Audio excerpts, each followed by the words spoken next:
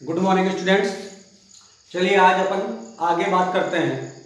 तो अपन ने ये देख लिया था कि मोलारिटी क्या होती है, परसेंटेज वेट बाय वेट क्या होता है, परसेंटेज वेट बाय वॉल्यूम क्या होता है, परसेंटेज वॉल्यूम बाय वॉल्यूम क्या होता है। एक चीज आपको ध्यान रखनी है, मोलारिटी के बारे में आपने सारी चीजें सीख ली थी, ठीक है। तो आज अपन नया टॉपिक स्टार्ट करेंगे। जो नया टॉपिक है वो क्या है आपका, मोलालिटी। क्या है? मोलालिटी, मोललता।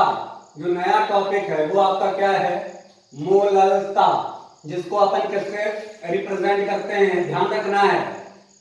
इसको अपन रिप्रेजेंट करते हैं स्मॉल एम से। मोलारिटी को किससे रिप्रेजेंट करते थे? उसको रिप्रेजेंट एम से करते थे, लेकिन मोलारिटी को कैपिटल एम से करते थे और मोलालिटी को स्मॉल एम से करते हैं, ठीक है। ये चीज बहुत ध्यान से ध्यान रखनी है। अब आप बात करते हैं इसकी डिफिनेशन की। तो इसकी डिफिनेशन की अगर बात करते हैं तो क्या कह सकते हैं, the moles of solute present in 1 kg of solvent. बहुत ध्यान से इसमें ध्यान रखना है कि जो डिफरेंस आता है ये क्या आता है, 1 kg ऑफ सॉल्वेंट, ठीक है। कह सकते हैं 1 किलोग्राम विलायक में उपस्थित मोलों की संख्या को क्या कहेंगे, मोललता कहते हैं।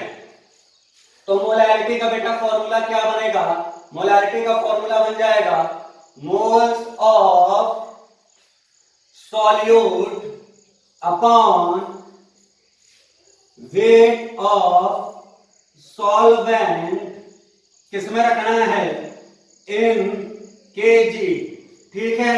और अगर ग्राम में रखेंगे तब क्या फॉर्मूला बन जाएगा, moles of solute into 1000 upon weight of solvent in gram, ठीक है। ये दोनों चीजें ध्यान रखनी है, ये दोनों इंपॉर्टेंट फॉर्मूले हैं, आपको क्या करना है, ध्यान रखना है कि मोलारिटी के दो फॉर्मूले हैं, moles upon solute upon weight upon solvent. जब सॉल्वेंट का वेट केजी में दिया गया हो, और ये फॉर्मूला तब का है जब सॉल्वेंट का वेट ग्राम में दिया गया, राइट। उसके बाद अपन एक बात और कर लेते हैं कि weight of solution, weight of solution equal to बेटा क्या होता है, वेट ऑफ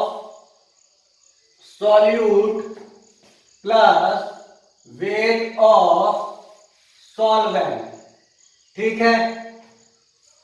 अब यहां पर ध्यान देने वाली बात है कि वेट ऑफ सॉल्यूशन यहां देख के क्या दिया गया होगा, volume of solution into density of solution equal to क्या लिख सकते हैं, weight of solute plus weight of solvent, right, लिख सकते हैं क्या, ठीक है। तो rho solution, V solution into rho solution equal to क्या लिख सकते हैं, N solute into molecular mass of solute plus weight of solvent. ये है, ये जो तीनों फॉर्मूले लिख रहा हूं ये न्यूमेरिकल में यूज हो सकते हैं। और यहां से वेट ऑफ सॉल्वेंट कैसे निकाल सकते हैं बेटा, निकाल लेंगे ना आप, तो weight of solvent equal to क्या हो जाएगा, rho solution into V solution minus N solute into N solute. इनमें से कोई भी एक फॉर्मूला यूज हो सकता है, तो आपको देखना है कि आपकी रिक्वायरमेंट के हिसाब से कौन सा फॉर्मूला सेट होगा, ठीक है। यहां तक किसी को कोई दिक्कत? तो ये आपका, और एक इंपॉर्टेंट पॉइंट लेकर रहा हूं कि molality is temperature independent, temperature independent की मोलालिटी मोललता ताप पर आश्रित नहीं होती है। बहुत ध्यान से इसको याद रखना है कि जो मोलालिटी होगी वो कैसी होगी, टेम्परेचर इंडिपेंडेंट होगी, इस पे टेम्परेचर का कोई भी इफेक्ट नहीं होगा। आप टेम्परेचर कम कर दें या टेम्परेचर ज्यादा कर दें लेकिन मोललता पर कोई प्रभाव नहीं पड़ेगा। There is no effect of temperature on the molality। ठीक है, यहां तक किसी को कोई दिक्कत?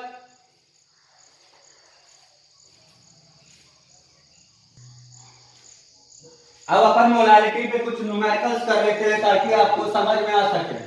Numericals on molality. ठीक है, सिंपल से है, इनको समझना है, राइट। तो पहला न्यूमेरिकल लिखते हैं,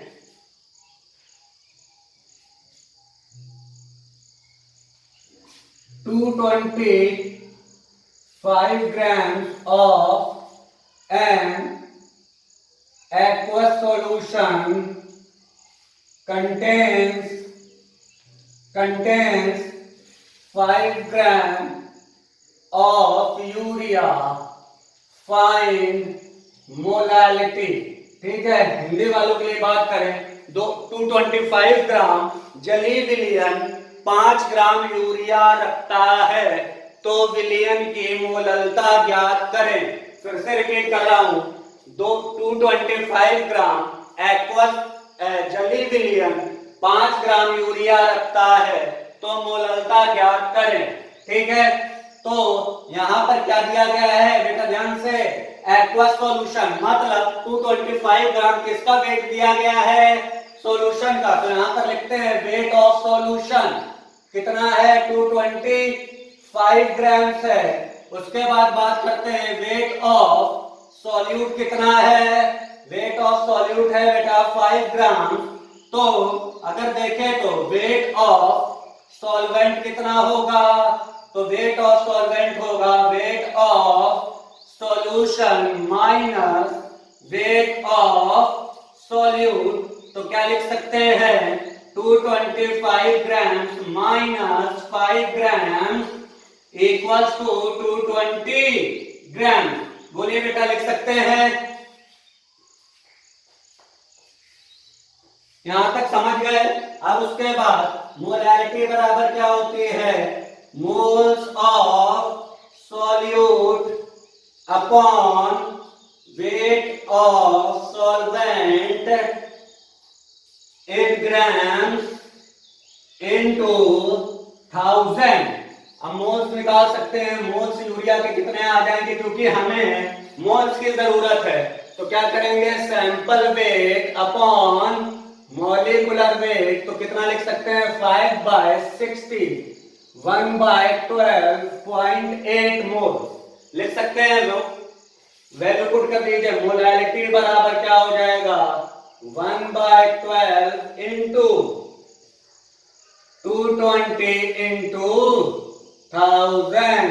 कोई दिक्कत? सॉल्व कर लेंगे, कितना आ जाएगा जल्दी बोलो।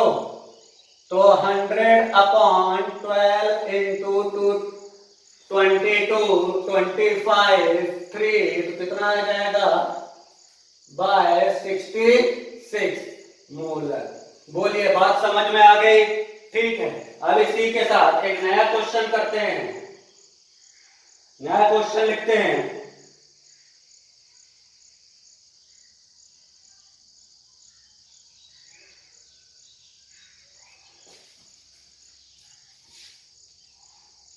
Five eighteen gram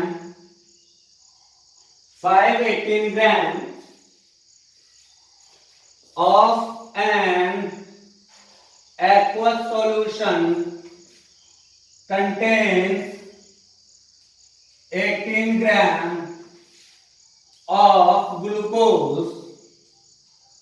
Find molality। ठीक है, क्या कह रहे हैं, एक जली विलियन 518 ग्राम है, जिसमें 18 ग्राम ग्लूकोज है तो विलयन की मोललता ज्ञात करें। तो फिर से वेट ऑफ ग्लूकोज कितना है, जल्दी बोलो, 18 ग्राम। और उसके बाद वेट ऑफ सॉल्यूशन कितना है, 518 ग्राम। तो वेट ऑफ सॉल्वेंट कितना हो जाएगा, बोलिए 518 wait of solution minus weight of solute 500 gram. Glucose के मोल्स कितने हो जाएंगे, 18/180 कर देंगे 0.1। मोलैलिटी बराबर कितना हो जाएगा, moles of solute upon weight of solvent into 1000 कितना आ जाएगा, 0.2 मोलर। बोलिए बात समझ में आ गई, यहां तक किसी को कोई दिक्कत?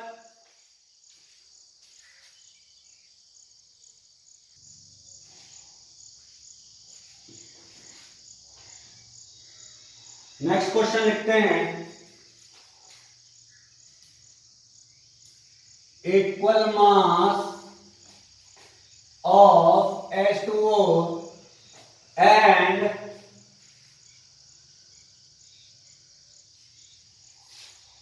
NaCl present in solution find molality. ठीक है, कुछ बच्चे देख के डर गए होंगे कि साहब ये कैसा क्वेश्चन दे दिया। ठीक है, घबराने की जरूरत नहीं है, बहुत आसान क्वेश्चन है, प्यार से देखो इसको। ठीक है, तो यहां क्या बोला गया है, हिंदी में अगर बात कर ले तो यदि विलयन में H2O तथा NaCl के समान भार उपस्थित हैं तो विलयन की मोललता ज्ञात करें। फिर से रिपीट कर रहा हूं, यदि विलयन में जल तथा NaCl के समान भार उपस्थित हैं तो विलयन की मोललता ज्ञात करें। ठीक है, तो देखते हैं, आसान करते हैं, घबराने की जरूरत नहीं है। Late 100 gram of H2O present, कितने ग्राम H2O प्रेजेंट है, 100 ग्राम। तो वेट ऑफ NaCl बेटा कितना होगा, 100 ग्राम से ही होगा। क्यों, क्योंकि दोनों को क्या दिए गए हैं, समान भार दिए गए हैं। तो समान भार दिए गए हैं, अगर हमने जल का 100 ग्राम माना है तो NaCl के भी कितने हो जाएंगे, 100 ग्राम ही होंगे। बहुत अच्छे, अब बात कर लेते हैं NaCl कैसे निकालेंगे, sample weight upon molecular weight, ये निकालेंगे। मोलैलिटी बराबर क्या होता है, N solute into 1000 upon weight of solvent. ठीक है, तो लिख देते हैं 100/58.5 इनटू 1000 अपॉन क्या लिख सकते हैं, 100। बोलिए बेटा लिख सकते हैं कि नहीं, जल्दी बोलिए, लिख सकते हैं। ये क्या हो गया, moles of solute into 1000 divided by weight of solvent. तो 100 से 100 कट जाएगा। ठीक है, तो क्या बच जाएगा, यहां से क्या आ जाएगा आपका, कैलकुलेट कर सकते हैं, सीधे सीधे मैं लिख देता हूं 1000/58.5। ठीक है,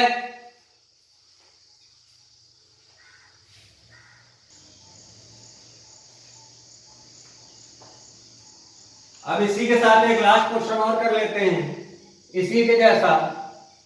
equal moles of H2O and NaCl are present in solution, find molality. अब इसमें क्या दिया था, इक्वल मास दिया था, इसमें क्या दिया हुआ है बेटा, इक्वल मोल। लेट